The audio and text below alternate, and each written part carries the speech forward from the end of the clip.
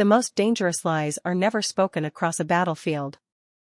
They are whispered over crystal glasses just before someone says, "Cheers." I didn't believe that when I accepted the biggest contract of my career. At 27, I believed disasters announced themselves with flashing lights, angry voices, or overdue bills.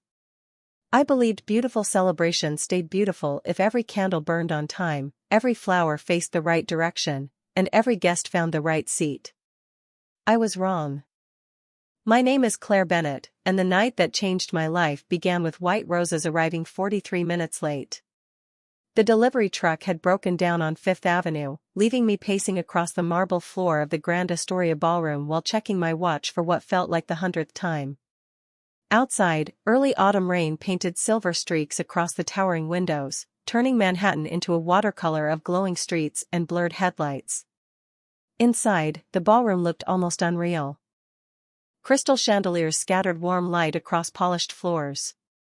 Gold-trimmed tables stretched toward the stage like perfectly aligned soldiers. Hundreds of ivory candles waited to be lit, each reflected in glasses so flawless they looked untouched by human hands.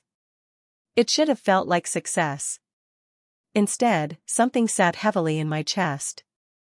Maybe it was the unusual security. Men in tailored black suits stood near every entrance, speaking quietly into earpieces. They weren't loud or intimidating. They barely moved at all. Somehow, that made them impossible to ignore. Every guest list I had ever managed came with bodyguards, politicians, celebrities, wealthy executives. But this felt different. Controlled. Measured. As though everyone inside the room understood invisible rules I hadn't been taught. My assistant leaned close and whispered, "Have you ever seen this many security people for a private celebration?" I smiled because smiling had become part of my job. Rich people worry about strange things. She laughed. I didn't.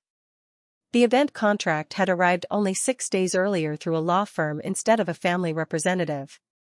Every question about the hosts had been answered the same way. Confidential. Every vendor signed additional paperwork. Every employee surrendered their phones before entering the ballroom. Even the guest list contained only first names. It should have been enough to make me walk away. Instead, I accepted because my small business needed the payment more than it needed certainty. My father used to tell me that courage and desperation often wore the same face. Standing beneath those glittering chandeliers, I finally understood what he meant. The florist rushed through the entrance with the missing arrangements, apologizing between hurried breaths. Together we placed the final centerpiece exactly 16 inches from the edge of the head table. Perfect symmetry always calmed me. Tonight it didn't. The room remained strangely quiet despite nearly 200 staff members moving through it. Nobody joked. Nobody lingered. Every conversation ended the moment another black-suited guard walked past. Then the ballroom doors opened without announcement. No music. No introductions. No applause. Every server stopped moving at exactly the same moment. I looked up instinctively. A tall man stepped inside wearing a perfectly tailored charcoal suit that somehow made the room feel smaller instead of grander. He wasn't surrounded by noise. Silence followed him more naturally than conversation ever could. His dark hair was neatly combed back, revealing calm gray-blue eyes that swept across every table before settling on me for just a heartbeat longer than anyone should look at a stranger. He didn't smile. He didn't nod. Yet somehow everyone around him straightened without being asked. I had never met Damian Carter before that night. I didn't know his name. I didn't know why the air itself seemed to change the moment he entered. I only knew one impossible thing. The celebration hadn't truly begun until he walked through those doors, and somehow, without understanding why, I felt certain I had just become part of a story that was never meant to include me. I tried to return my attention to the seating chart, but my eyes kept drifting toward the man who had quietly become the center of the room without saying a single word. Damian Carter walked through the ballroom at an unhurried pace, stopping only long enough to exchange brief nods with guests who greeted him with unmistakable respect. Nobody rushed toward him. Nobody dared interrupt him. Even the conversations that resumed after his arrival seemed softer, carefully measured, as though every sentence passed through an invisible filter before reaching the air. I had organized events for technology executives worth billions, famous athletes, and governors who traveled with security details, yet none of them had ever changed the atmosphere simply by entering a room. My clipboard suddenly felt heavier than it had all evening. Claire. My assistant gently touched my elbow. The host wants to review the head table. I followed her toward the ballroom center, rehearsing my usual professional smile. Every event planner learns to disappear while making everyone else shine. That was my specialty. Quiet efficiency. Invisible solutions. As I approached, one of the men in black suits stepped aside without speaking. Damien looked up from the table arrangement and studied the place cards with surprising attention. His expression never changed, but his eyes noticed everything. One chair moved half an inch. A centerpiece angled slightly toward the stage. A wine glass positioned just outside perfect alignment. Before I could apologize, he adjusted the glass himself with careful precision. "You prefer symmetry," he said calmly. His voice was lower than I expected, smooth enough to quiet the nervous rhythm in my chest. I blinked in surprise. People relax when everything feels balanced. For the first time, something almost resembling amusement softened his face. Interesting answer. That was all. No introduction. No criticism. He simply walked away toward another table, leaving me wondering why such an ordinary exchange felt unusually important. I exhaled only after he disappeared into a conversation across the ballroom. My assistant leaned closer. "He is not what I imagined." "You know who he is?" She looked at me as though I had admitted I had never heard of Times Square. "You really do not know?" Before she could explain, another coordinator called my name from the stage. The lighting technician needed approval for the evening schedule. I hurried across the room, grateful for something familiar. Timelines made sense. Light cues made sense. Human emotions rarely did. 30 minutes later, the ballroom had transformed into exactly what I had promised my clients. Candles flickered. A string quartet rehearsed near the grand staircase. Servers floated between tables carrying silver trays filled with sparkling water and untouched champagne. Every detail matched the vision approved during planning. Yet the strange feeling refused to leave. While checking the floral arrangements outside the private lounge, I noticed a folded seating diagram lying beneath a leather portfolio someone had forgotten on a nearby console. Assuming it belonged to my team, I reached down to straighten it before anyone stepped on it. At first glance, it looked identical to the master chart in my hands. Then one handwritten note caught my attention. Every table had names beside it except one chair at the family table. Instead of a guest's name, someone had written 3 words in dark ink. "Do not leave." A chill traveled slowly across my shoulders. I looked closer, expecting another instruction beneath it, but there was nothing else. Just those 3 words circled twice. Footsteps echoed somewhere behind me. I instinctively folded the paper shut and turned around, only to find Damien Carter standing several feet away. His calm gray-blue eyes rested on the chart in my hands before meeting mine with quiet certainty. He did not ask what I had seen. Somehow, the silence between us made me wonder if he already knew. My fingers tightened around the folded seating chart before I realized I was holding my breath. Damien Carter remained exactly where he was, neither approaching nor stepping away. The hallway outside the private lounge suddenly felt much quieter than the ballroom behind us. I could still hear distant violin music drifting through the open doorway, but it sounded strangely far away, as though the rest of the evening belonged to someone else. "That does not belong to you," he said, his voice calm enough to make the words feel like an observation instead of an accusation. Heat rushed into my face. "I am sorry. I thought it was one of my planning copies." I picked it up because it was on the floor. He watched me for another long second. Most people looked at faces. Damien seemed to study hesitation itself. "Did you read it?" There was no point pretending otherwise.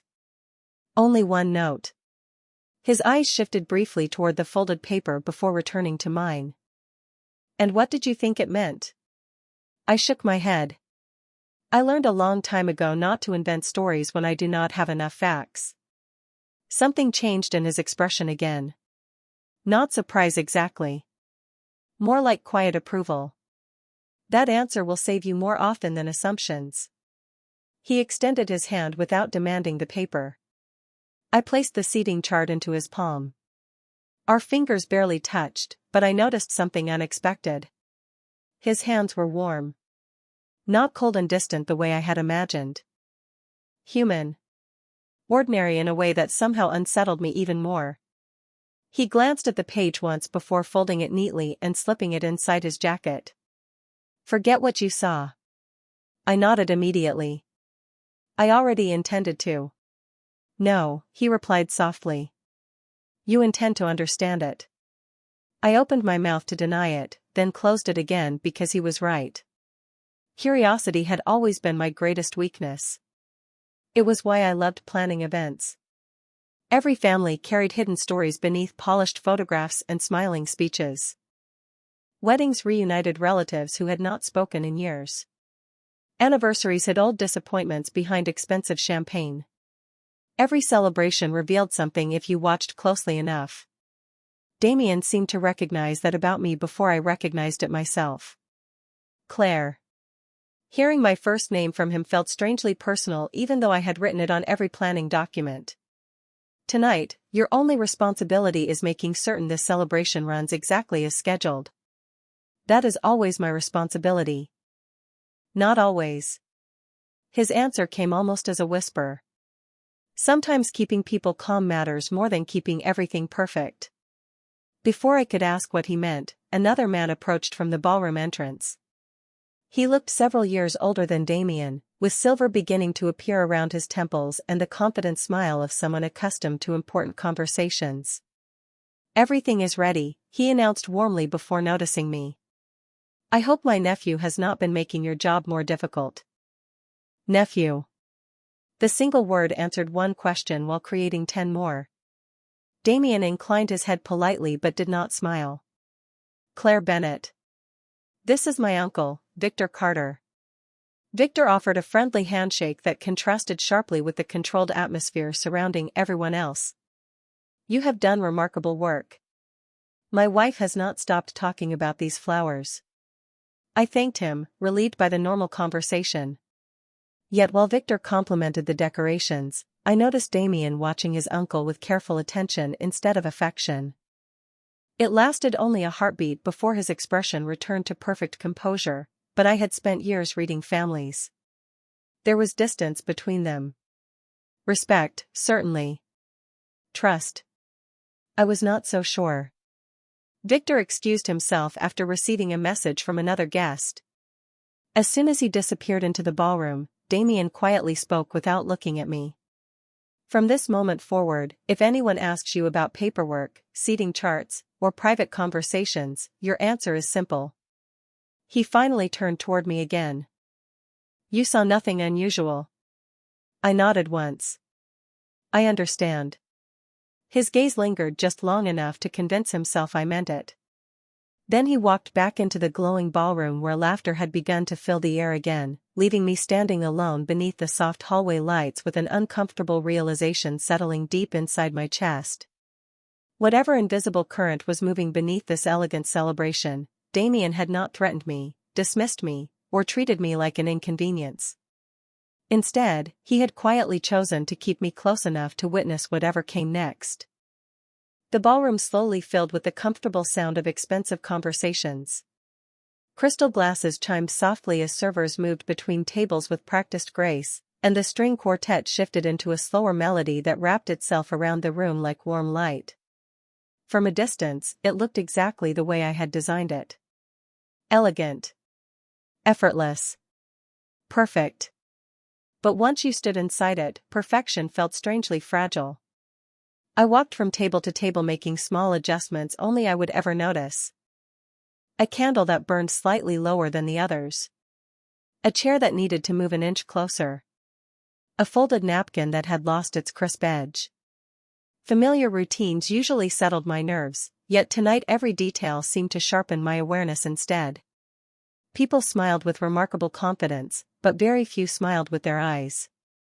I began recognizing patterns. Every guest greeted Damien Carter first before speaking to anyone else. Some embraced him warmly. Others shook his hand with careful respect. A few never looked directly at him at all. Yet every single person measured their words around him. Power, I realized, was not always loud. Sometimes it simply became the gravity everyone else quietly orbited. While checking the family table one final time, I noticed Victor Carter laughing comfortably with several older guests. His charm filled the room with effortless ease. Across from him, an elegant woman with silver blonde hair adjusted the sleeve of a young man's tuxedo, smiling like every proud mother I had ever seen at a formal celebration. Brothers, cousins, aunts, family friends drifted naturally between conversations, yet something invisible separated them into quiet circles. Nobody crossed those invisible lines without purpose. Years of organizing weddings had taught me that every family carried its own map. Some maps were drawn with affection. Others were drawn with old disappointments that nobody discussed out loud. This family felt like both at once. My assistant appeared beside me carrying the revised dinner schedule. "Everything is finally running on time," she whispered with obvious relief. "I think we survived the hardest part." I smiled, although I was not convinced. The hardest part of any event is usually the one nobody expects. She laughed before hurrying toward the kitchen. I watched her disappear through the service doors, suddenly wishing I could trade places with her. Kitchens made sense. Ballrooms filled with carefully hidden emotions did not. A quiet voice interrupted my thoughts. "Miss Bennett?" I turned to find an older woman wearing a navy evening gown and a pearl necklace. Her posture carried effortless elegance, but her tired eyes suggested she had not slept well in quite some time. "The flowers are beautiful," she said softly. "They remind me of my sister's wedding many years ago." "Thank you. That means a great deal to me." She gently touched one of the white roses before looking toward Damien across the room. "He notices more than people realize." I followed her gaze. Damien stood near the grand staircase speaking with 3 guests, listening far more than he talked. "He carries responsibility that most people mistake for distance," she continued almost to herself. Before I could respond, someone called her name from another table. She smiled politely and disappeared back into the crowd, leaving me wondering whether she had intended me to hear those words at all. Moments later, I noticed Damien excuse himself from his conversation. Rather than joining the laughter around the family table, he quietly stepped onto the outdoor terrace overlooking the rain-soaked skyline. No guards followed him. No relatives interrupted him. For the first time all evening, the man everyone watched seemed completely alone. The city lights reflected across the wet glass doors, blurring his silhouette into the storm beyond. I told myself I was only checking whether the terrace heaters were functioning properly. Nothing more. Yet as I took my first step toward those doors, I could not ignore the feeling growing stronger inside me. Every celebration has one moment when everything can still go either way. Standing beneath the glow of the chandeliers, I had the unmistakable sense that this quiet walk toward the terrace was about to become that moment.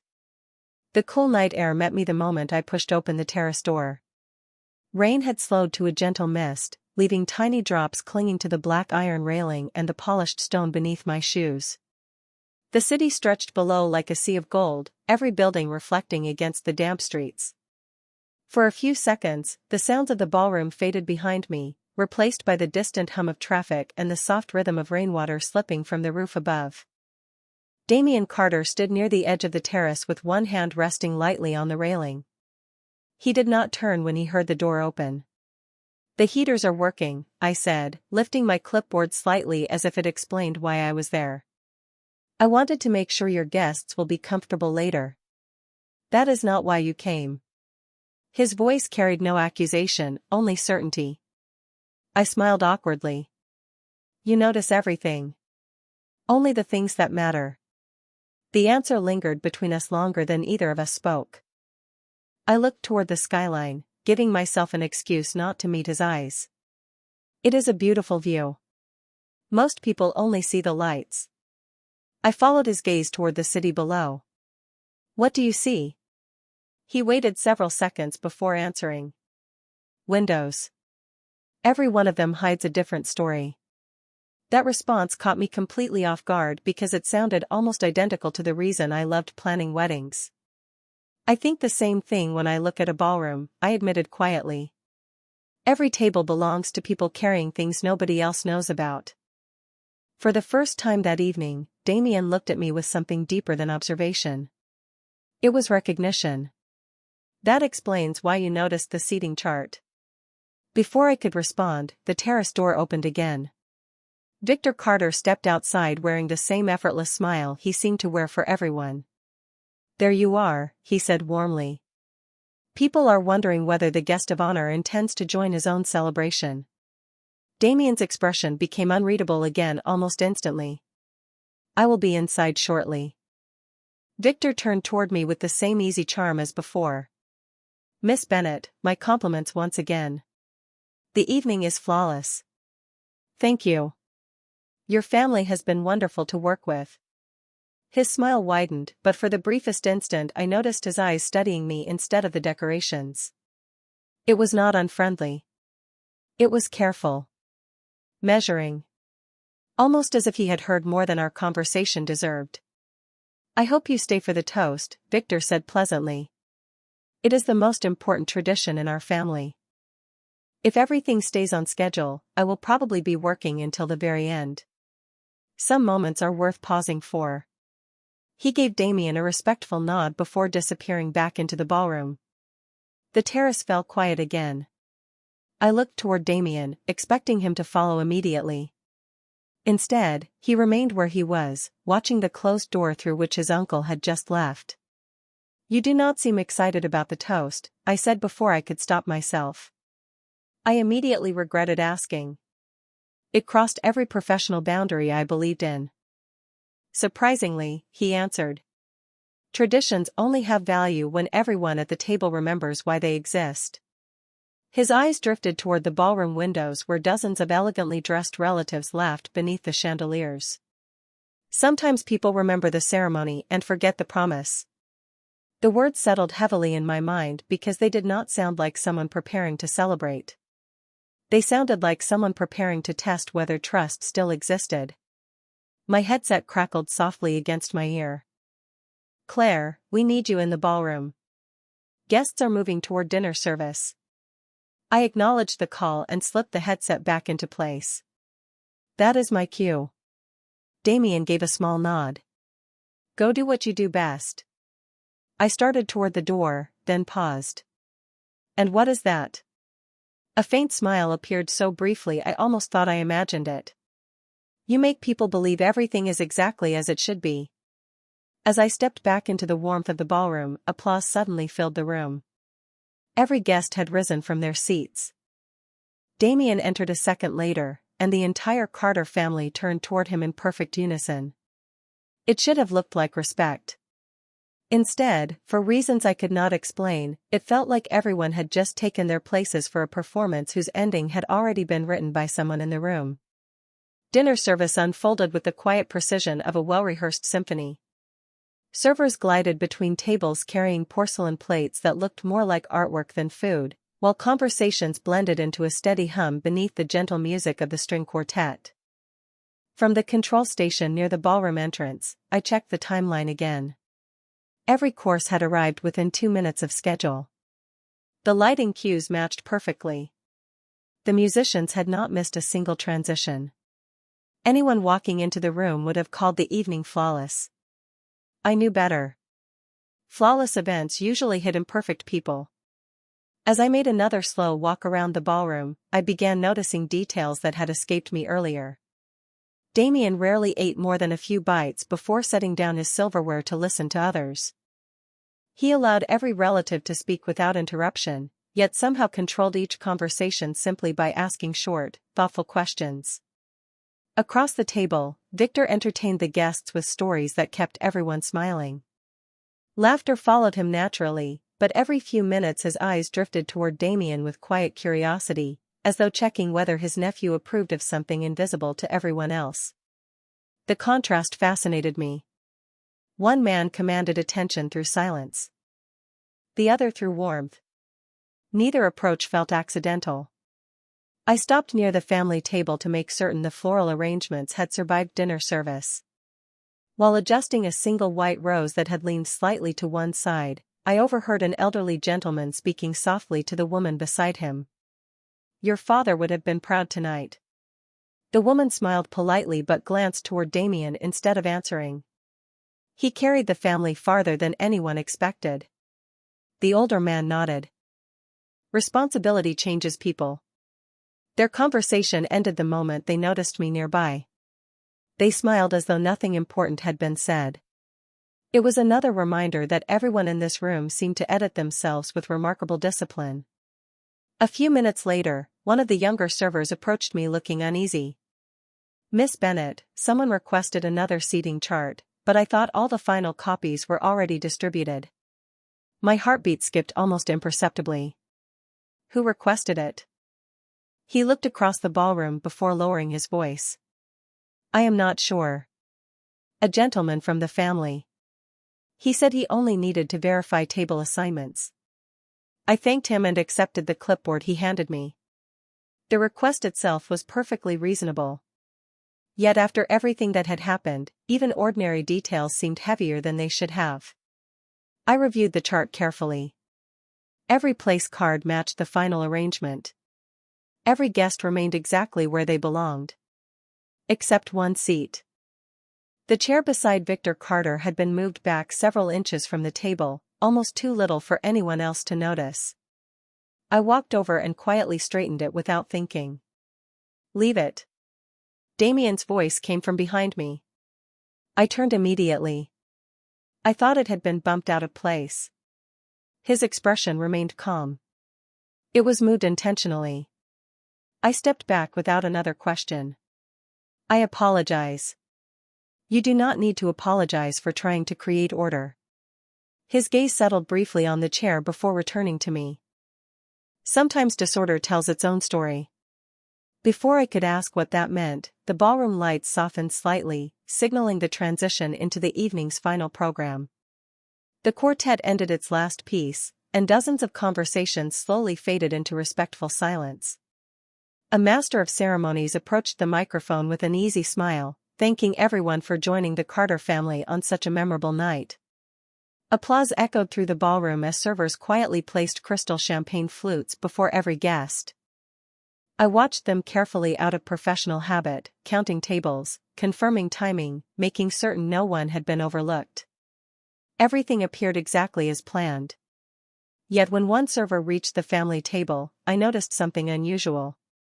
Damien looked not at the champagne being poured into his own glass, but at every other glass around the table first, as though comparing them one by one. It lasted only a second before his attention returned to the speaker, but something inside me tightened all over again. I suddenly remembered the handwritten words on that forgotten seating chart. "Do not leave." Standing at the edge of the ballroom with the entire Carter family gathered beneath the glow of crystal chandeliers, I could not shake the feeling that the most important part of the evening had only just begun. The master of ceremonies welcomed everyone with a voice polished by years of formal events, thanking old friends, business partners, and generations of the Carter family for gathering beneath one roof. Gentle applause rolled through the ballroom before fading into respectful silence. Every guest lifted their attention toward the stage while servers quietly stepped back against the walls. My headset remained silent for the first time all evening. Every cue had been executed perfectly. All I had left to do was watch the timeline unfold exactly as planned. That should have brought relief. Instead, an uneasy feeling settled deeper into my chest. I found myself scanning the family table instead of the stage. Damien sat with the same composed posture he had maintained all evening, listening carefully without appearing distracted. Victor smiled easily at the speaker, occasionally exchanging friendly remarks with relatives seated nearby. Everyone else seemed relaxed. Everyone except me. Perhaps exhaustion was finally catching up with me. Perhaps my imagination had been working overtime ever since I found that handwritten note. I quietly reminded myself that I was an event planner, not an investigator. My responsibility ended with flowers, schedules, and lighting cues. Nothing more. Then something small caught my attention. One of the servers approached the family table carrying a polished silver tray with several freshly poured champagne flutes. That alone was not unusual. The original glasses had been prepared earlier for photographs, while these were being refreshed before the official toast. I watched automatically as each guest accepted a new glass. The server moved confidently from left to right until reaching Damien. Just before placing the final flute on the table, the server hesitated. Barely half a second. Most people would never have noticed. I did because I spent my career watching tiny mistakes before they became visible. The hesitation disappeared almost instantly. The glass was placed before Damien with the same practiced smile as every other guest received. The server continued walking without another glance. Something about that moment refused to leave me alone. I told myself I was being irrational. A delayed step meant nothing. A nervous employee could hesitate for 100 harmless reasons. Even so, I quietly crossed the ballroom under the excuse of checking the floral display beside the family table. From that angle, I could finally see the line of champagne flutes clearly. Every glass reflected the chandelier light in identical golden patterns except one. Damien's glass sat just slightly farther from his dinner plate than the others, as though someone had adjusted it after setting it down. The difference measured less than an inch. Nobody else appeared to notice. My eyes drifted toward the departing server, who disappeared through the service doors without looking back. An uncomfortable memory surfaced immediately. Perfect symmetry always calmed me. Tonight, that single misplaced glass did the opposite.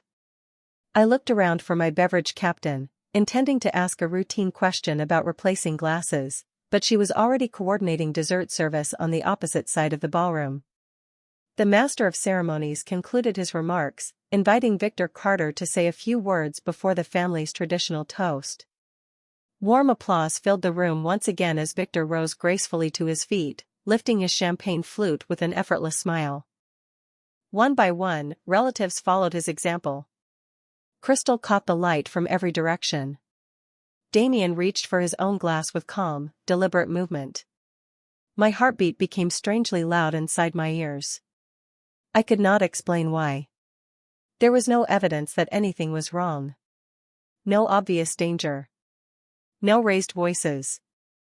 No panic. Only a feeling that had been growing since I first stepped into the ballroom. Every instinct I possessed, the same instinct that noticed crooked centerpieces and missing place cards before anyone else, suddenly screamed that one tiny detail did not belong.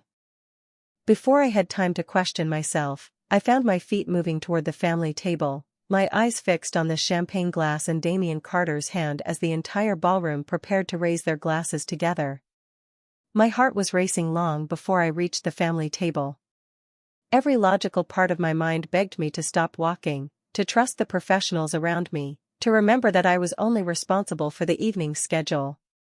But another part of me, the instinct that had carried me through hundreds of unpredictable events, refused to stay quiet. Damien lifted the champagne flute with steady confidence while Victor smiled warmly at the gathered guests. Around them, nearly 200 people raised their glasses beneath the glow of the chandeliers, waiting for the traditional words that had apparently been spoken by generations before them. To family, Victor began, his voice carrying easily across the silent ballroom. To loyalty, to legacy, and to the future we continue to build together. Crystal reflected golden light in every direction as guests prepared to drink. Damien slowly brought his glass closer. I did not think anymore. I reacted. Wait. My voice escaped louder than I intended. Every head turned toward me. Before anyone could understand what was happening, I reached the table and gently struck the base of Damien's champagne flute with the back of my hand. The glass slipped from his fingers, fell onto the thick carpet below, and rolled harmlessly onto its side. A soft gasp spread across the ballroom. No glass shattered. No one screamed. Yet the silence that followed felt louder than any sound I had heard all night. I stood frozen, suddenly aware that nearly 200 pairs of eyes were fixed on me. My breathing became shallow. I am sorry, I managed to say. Something did not feel right. Nobody moved. Even the musicians remained perfectly still. Victor lowered his own glass with visible surprise, looking first at Damien and then at me. Several relatives exchanged confused glances, but no one spoke. I expected security to escort me out immediately. Instead, Damien calmly looked down at the champagne flute resting on the carpet. Then he looked back at me. His face showed no anger. Only careful thought. "Tell me," he said quietly enough that the room had to lean into the silence to hear him. "What made you stop me?" My hands trembled slightly. "Nothing I can prove." He waited. The replacement glass arrived differently. It was placed differently. The server hesitated before setting it down. Then someone adjusted it afterward. I know how ridiculous that sounds. A nervous laugh almost escaped me, but it never came. I spend my life noticing details because details are usually the first sign that something is wrong. The room remained completely silent. Damien looked toward the head server standing several feet away. "Would you please bring me another glass?" His tone remained perfectly calm. The woman hurried forward, visibly confused, replacing the fallen flute with another from a nearby tray. Damien accepted it without looking away from me. Then, instead of drinking, he exchanged the fresh glass with Victor's. "Humor me," he said with remarkable politeness. Victor looked surprised but smiled faintly. "You have always been cautious." Without hesitation, Victor accepted the exchange, placing Damien's original replacement glass back onto the table while holding the newly poured one instead. Nobody drank. Not yet. Damien slowly surveyed every face seated around the family table. I watched something remarkable happen. Tiny expressions began changing almost immediately. Most people looked confused. A few appeared embarrassed by the interruption. But one person, seated halfway down the table, became noticeably uncomfortable when the glasses were exchanged. It lasted less than a second before the expression disappeared, but Damien saw it. I knew he did because his eyes rested there just a fraction longer than anywhere else. He did not point. He did not accuse. Instead, he calmly set both untouched glasses back onto the white tablecloth. "The toast," he said with an almost gentle smile, "can wait a little longer." Murmurs quietly spread across the ballroom as conversations cautiously returned. Relief washed through some guests while uncertainty settled over others. I remained standing exactly where I was, still wondering whether I had just embarrassed myself in front of everyone or prevented something I could not even explain. Then Damien met my eyes once more, and with the slightest nod, he silently confirmed something I had not dared believe. He had trusted my instincts before he trusted appearances.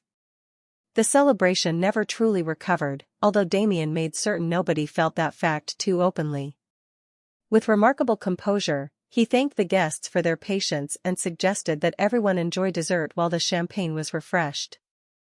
His tone remained warm enough to calm the room, and within minutes conversations cautiously returned. Soft laughter appeared here and there, but it sounded different now. More careful. More observant. It was as though every person suddenly realized they were no longer attending a celebration. They were watching one. I stood near the ballroom entrance, convinced my career had ended the moment I interrupted the family's tradition. My assistant approached with wide eyes. "Claire, are you all right?" I forced a smile that convinced neither of us. "I honestly do not know."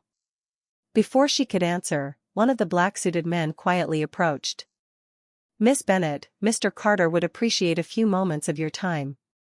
His words were polite. There was no urgency in his voice, only quiet professionalism. I followed him into the same private lounge where I had accidentally found the seating chart earlier that evening. Damien stood beside the rain-covered windows, looking out across the Manhattan skyline with his hands resting loosely in his pockets. He did not turn immediately when I entered. "Do you know why I asked you here?" he asked. "To tell me I am no longer welcome." He looked over his shoulder, and to my surprise, the faintest hint of amusement crossed his face. If I intended that, someone else would have delivered the message. I lowered my eyes, embarrassed by my own assumption. "Then I do not know." He stepped closer, stopping a respectful distance away. "You trusted your instincts when everyone else trusted appearances." I hesitated before answering. "I also could have been completely wrong." "Perhaps." His calm expression never changed. "Yet you acted because you believed another person's safety mattered more than your own reputation." Nobody had ever described my decision that way.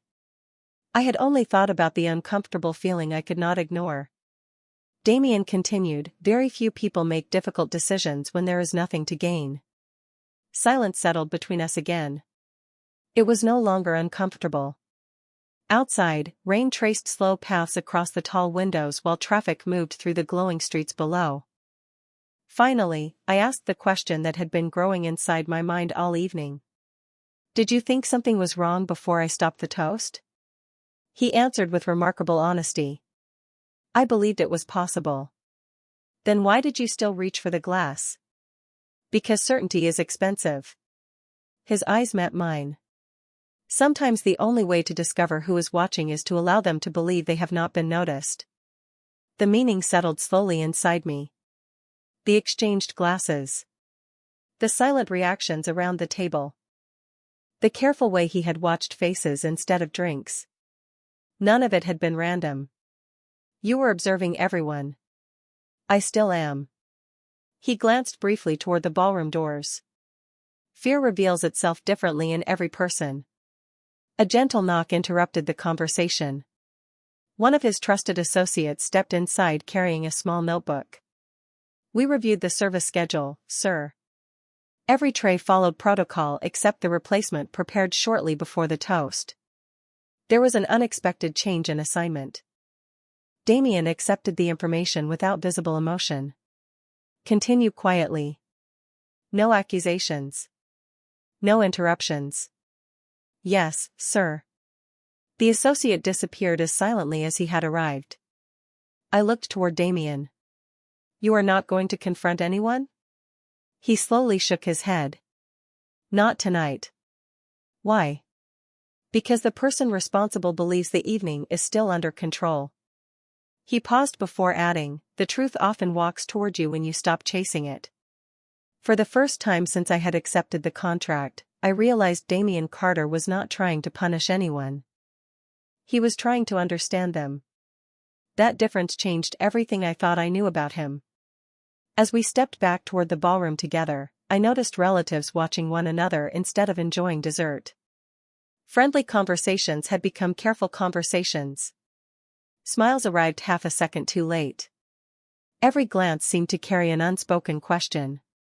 Without a single accusation being spoken aloud, uncertainty had quietly taken a seat at every table, and somehow I knew the person hiding the biggest secret had just become the most nervous guest in the entire room. When we returned to the ballroom, the music had resumed, but it no longer carried the easy warmth from earlier in the evening. Every melody seemed quieter, almost cautious, as if even the musicians sensed that something invisible had shifted. Guests smiled when they spoke, yet their attention wandered constantly across the room.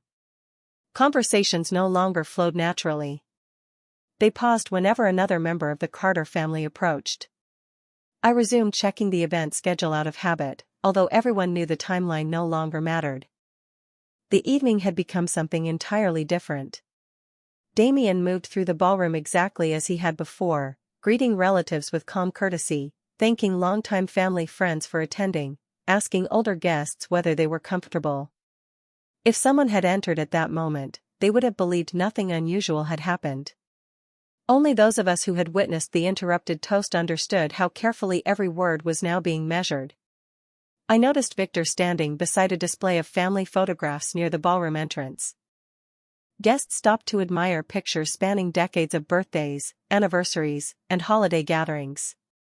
Damien quietly joined him, and from where I stood arranging the dessert table, I could hear fragments of their conversation carried across the nearly silent room. "Your father loved this photograph," Victor said, pointing toward an old framed picture of a much younger Carter family gathered around a dining table. Damien studied it for several moments before answering. He believed people revealed themselves most clearly when they thought nobody was watching. Victor smiled gently. "Your father had many unusual sayings. Most of them proved true." The exchange sounded perfectly ordinary, yet something in Damien's voice reminded me of the conversation we had shared beside the rain-covered windows. He was not making casual conversation. He was listening for something hidden beneath it. As Victor welcomed another group of guests, Damien quietly walked away, leaving the older man momentarily alone with the photographs. I found myself drifting toward the display under the excuse of straightening a decorative candle. One picture immediately caught my attention. Damien stood beside a younger version of Victor at what looked like a family barbecue years earlier. Damien could not have been more than 12 years old. His father stood proudly behind him with one hand resting on his shoulder. Everyone in the photograph smiled naturally except Damien. Even as a boy, his eyes seemed focused on something beyond the camera. "That was taken this summer before my brother passed away." The gentle voice startled me. I turned to find the elegant silver-haired woman I had spoken with earlier. "I am sorry," I said softly. She gave a small nod. Damien adored his father. After the accident, Victor became almost everything to him. Mentor. Protector. Family. She paused, studying the photograph with quiet sadness. "Sometimes we trust people because our hearts remember who they used to be." Before I could ask what she meant, she excused herself to greet another guest. Her words lingered heavily in my mind. Almost everything to him. Mentor. Protector. Family. Suddenly dozens of small moments from the evening rearranged themselves inside my memory. Victor's effortless charm. Damien's careful observation. The chair intentionally moved beside Victor. The exchanged champagne glasses. The subtle tension that appeared only when the two of them shared the same space. My heartbeat slowed instead of quickening because an answer had begun forming before I wanted to accept it. Damien had never been watching strangers. He had been watching someone whose actions mattered personally. Across the ballroom, Victor laughed warmly at another story, shaking hands with old friends exactly as he had all evening. Nobody looking at him would suspect even the smallest shadow beneath that smile. Then I noticed Damien standing near the grand staircase, his eyes meeting mine across the crowded room. He did not speak. He did not gesture. He simply gave the smallest, almost imperceptible nod toward Victor before looking away again. In that silent moment, I understood the truth neither of us wanted to say out loud. The person Damien trusted most was also the person he had been quietly preparing himself to question, and somehow that realization felt far more heartbreaking than anything I had feared since the night began. The evening drifted toward its final hour, but nobody seemed eager to leave. Dessert plates remained half-finished. Coffee cooled untouched beside polished silver spoons.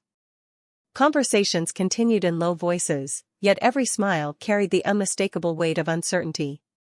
It felt as though the ballroom itself was waiting for permission to exhale. I stood near the stage reviewing details that no longer needed my attention when Damien quietly approached me. "Walk with me," he said. There was no urgency in his voice, only quiet resolve. Together we crossed the ballroom toward a smaller private library adjoining the reception hall. The room smelled faintly of old leather and cedar, its walls lined with dark wooden shelves filled with books collected across generations. Rain tapped gently against the tall windows, soft enough to make the silence inside even more noticeable. Victor was already there. He stood beside the fireplace, studying an old family portrait resting on the mantel. When he heard us enter, he turned with the same familiar smile that had welcomed guests throughout the evening. I wondered how long it would take before you invited me in here, he said calmly. Damien closed the door behind us but did not lock it. I wanted privacy, not secrecy. Victor nodded with quiet understanding. That sounds like your father. Neither man raised his voice. Neither sounded angry. They spoke like family members revisiting an old conversation that had simply waited years to continue. Damien stepped closer to the portrait. Do you remember what he taught us about trust? Victor looked at the photograph before answering. He believed trust was earned one decision at a time. And lost the same way. The older man slowly lowered his eyes. Several long seconds passed before he finally spoke again. You have already reached a conclusion. Damien remained composed. No. I reached a question. He gently placed the replacement seating chart onto a nearby table, unfolding it until the handwritten note became visible beneath the library light. Then I watched people answer it without realizing they were answering. Victor's smile faded for the first time that evening. Not dramatically. Just enough for honesty to replace performance. You always noticed more than I hoped. Damien looked directly at him. The chair moved beside yours. The reassigned service. The hesitation during the toast. None of those things prove intent by themselves. He paused. What convinced me was not the evidence. Victor waited quietly. It was your face when the glasses changed. The room fell silent except for the rain beyond the windows. I remained near the doorway, hardly daring to breathe. I expected arguments. Denials. Accusations. None came. Victor slowly walked toward the fireplace and rested one hand against the mantel. His shoulders seemed heavier now than they had all evening. You inherited your father's eyes, he said softly. He could always tell when someone was carrying a burden they refused to name. Damien answered without hesitation. Then let me ask you directly. What burden have you been carrying? Victor closed his eyes briefly before opening them again. Fear. The single word seemed almost too small after an entire evening of unanswered questions. Fear that this family would continue measuring strength by suspicion. Fear that every generation would inherit another reason not to trust the next. Damien listened without interrupting. Victor continued, his voice steady but quieter than before. Some people believed creating uncertainty would force difficult conversations into the open. They believed exposing hidden fractures might finally allow them to heal. I looked from one man to the other, realizing this had never been about winning an argument. It had always been about discovering why trust had disappeared from a family that still claimed to value it above everything else. Damien remained silent for several thoughtful moments before speaking. There is a difference between revealing truth and creating fear. Victor slowly nodded. I know that now. For the first time all evening, the distance between them no longer felt like anger.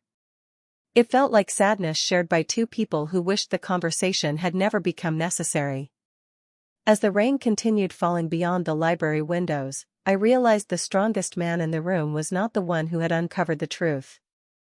It was the one who had chosen to seek understanding before passing judgment. When we stepped back into the ballroom, nothing looked different at first glance. The chandeliers still bathed the room in warm golden light.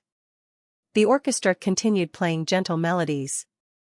Guests still stood in small groups, speaking with polite smiles and carefully measured laughter. Yet I could feel the difference immediately. Something invisible had been lifted. Not completely, but enough for the room to breathe again.